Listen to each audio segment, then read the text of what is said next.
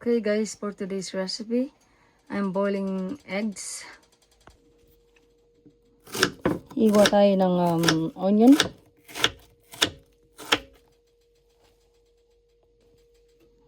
And then, hiwa tayo ng bell pepper, red and green bell pepper.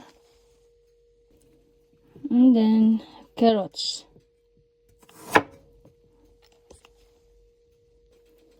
Then guys, and potatoes. Cut natin. Small pieces.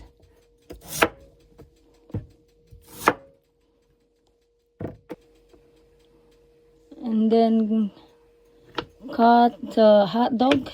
Small pieces. Then guys, i-fry natin yung hot dog.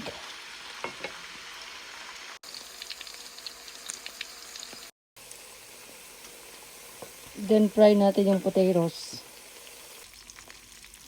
Tapos yung carrots. Fry it. Then guys, mag-isa na tayo ng bawang at sibuyas. Then lagay natin yung kamatis. Then guys, lagyan natin ng tomato sauce. Lagyan na natin lahat. Then guys, lagyan natin ng chicken cube. At saka 1 tablespoon of sugar. Okay. Black pepper and little bit salt. Then lagay na natin yung hot dogs.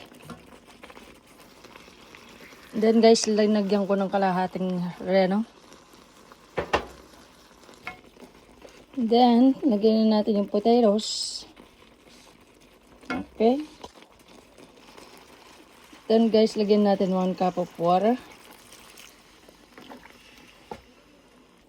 Then guys, lagay na natin yung itlog, eggs. This is a fritadang itlog. Okay guys?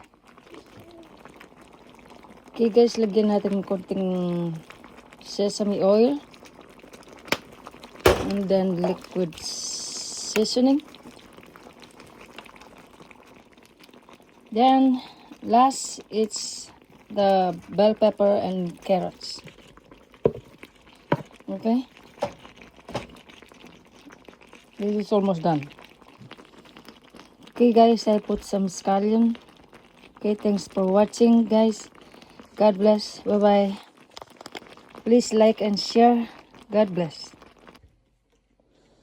Okay guys, try na natin yung apretadang itlog ko.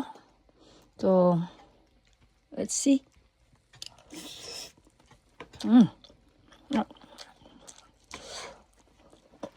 Yummy.